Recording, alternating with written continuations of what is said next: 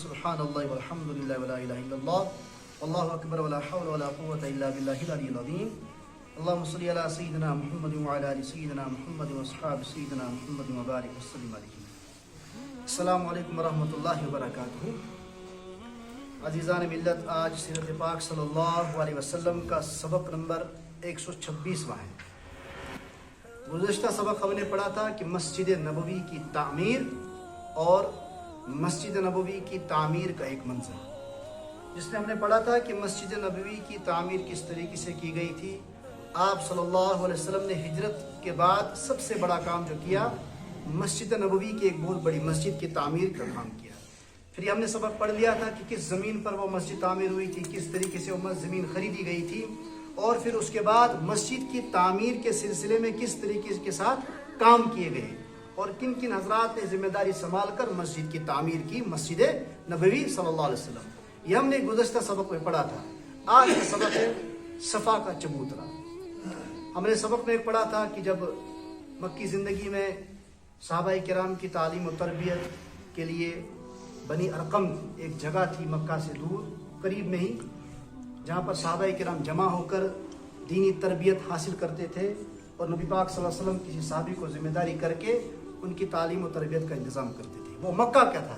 لیکن آج کا سبق ہے کہ صفا کا چبوترا اب مدینہ میں، جہاں یہ حی علی الفلاح کی جانب مسجد کے پچھلے کونے میں ایک چبوترا بنایا گیا جس پر سائے کا انتظام کیا گیا.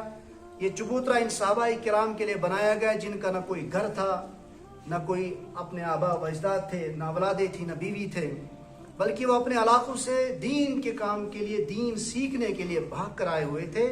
جب بھی حضور اکرم صلی اللہ علیہ وسلم مسجد میں تشریف لاتے، مسجد نبوی میں، تو یہ آپ کی خدمت میں حاضر ہو کر علم حاصل کرتے، تعلیم حاصل کرتے.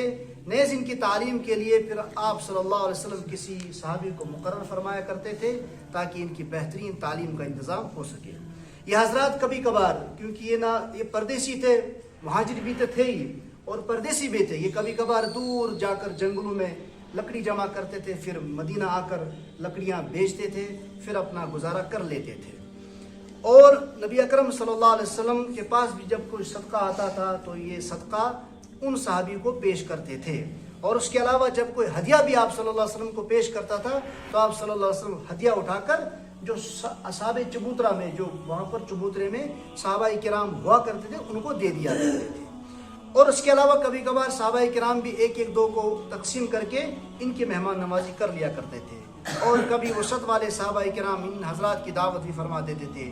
جس طریقے سے حضرت سعد رضی اللہ تعالیٰ عنہ کبھی کبھار 80 ان آدمیوں کو، ان صحابی کو اپنے گھر میں دعوت کے لیے بلایا کرتے تھے.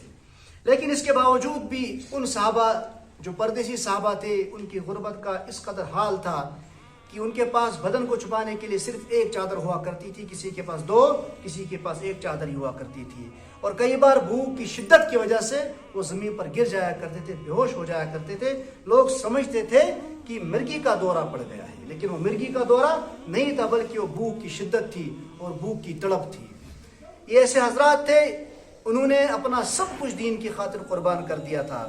جب بھی دین کے کسی بھی کام کا حکم ہوتا تھا تو یہ دوڑ کر اس دین کے کام کو مکمل کرنے کے لیے اپنے آپ کو پیش کرتے تھے. بیر معونہ کے قصے میں جو ہم مشہور قول سنتے ہیں کہ 70 کا قرہ شہید ہوئے تھے ایک جنگ میں، 70 صحابی قرہ شہید ہوئے تھے، حفاظ ہوئے تھے.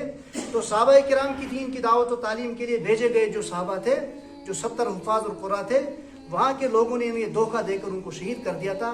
ان میں جو زیادہ تر شہداء تھے، حفاظ تھے، علماء حضرات تھے، یہ اسی صفا میں پڑھنے والے، وہ صحابی رہنے والے اس منظر میں تھے.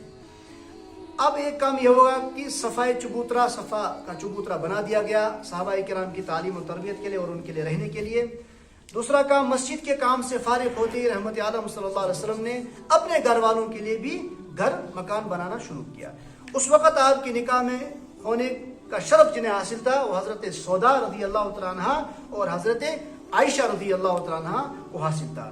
اس لیے حی علی الفلاح کی جانب مسجد کے بالکل ہی ساتھ ہی 2 مکان بنائے گئے. مکان کیا تھے؟ بس کوئی 6 یا 7 ہاتھ چوڑائی تھی اور 10 ہاتھ لمبائی تھی. کچی اینٹوں کا حجرہ تھا جن پر وہی کھجور کی چھپالوں سے اور پتوں کا چھت اور دروازے پر کواڑ کی جگہ ایک پردہ یا بہری لٹکا دیا کرتے تھے یا کمبل لگا دیا کرتے تھے۔ امام بخاری رحمۃ اللہ علیہ فرماتے ہیں کہ ان میں چراغ بھی بہت کم جلتا تھا، ان حجروں میں چراغ بھی بہت کم جلتا تھا۔ اور اس منظر کو کسی شاعر نے کیا خوب نقشہ دیا ہے کہ جہاں سراج منیرہ رحمت عالم صلی اللہ علیہ وسلم تھے، وہاں دنیا کے سراج یعنی دنیا کے چراغ کی کیا ضرورت تھی۔ ازواج مطہرات کی وفات کے بعد ولید بن عبد الملک نے زمانہ میں یہ پاک حجرے گرا کر مسجد نبوی میں شامل کر لیے گئے، کیونکہ جتنا وقت بڑھتا گیا اتنا مسجد نبوی کو توسیع دی جا رہی تھی، سوائے حضرت عائشہ رضی اللہ تعالیٰ عنہ کے حجرے کو، کیونکہ اس میں سرکار دو عالم صلی اللہ علیہ وسلم آرام فرما رہے ہیں۔ اور جس وقت ان پاک حجرات کے گرانے کے فیصلہ ہو گیا، اس وقت میدان میں آہ و فقا اور چیخ و پکار کا شور غل دیکھنے کے لائق تھا۔ پچھلے زخم تازہ ہو گئے، لیکن کرتے بھی کیا، یہ بھی مجبوری تھی۔ ایک بزرگ سہیل بن حنیف رحمۃ اللہ فرماتے ہیں کہ افسوس اگر یہ حجرے اس طرح آج باقی رہنے دیے جاتے تو لوگ دیکھتے کہ جن کے ہاتھ میں پوری دنیا کے خزانوں کی کنجیاں تھیں، وہ کیسے کیسے جھونپڑیوں میں اپنی زندگی بسر کر رہے تھے۔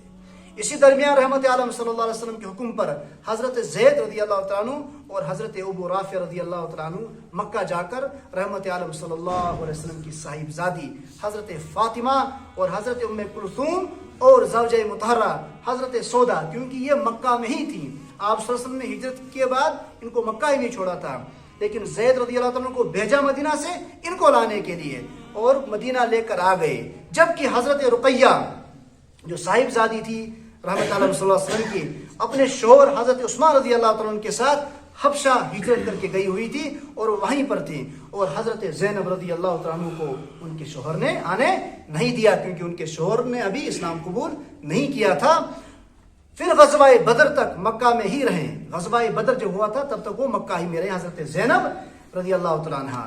بعد میں ان کے شوہر حضرت ابو العاص رضی اللہ تعالیٰ عنہ نے اسلام قبول کیا، پھر انہیں مدینہ تشریف لے آئے۔ ادھر حضرت ابوبکر رضی اللہ تعالیٰ عنہ نے اپنے صاحبزادے حضرت عبداللہ رضی اللہ تعالیٰ عنہ کو بھی حضرت زید رضی اللہ تعالیٰ عنہ کے ساتھ بھیج دیا تھا۔ وہ حضرت ابوبکر رضی اللہ تعالیٰ عنہ کے گھر والوں کو لے کر آئے۔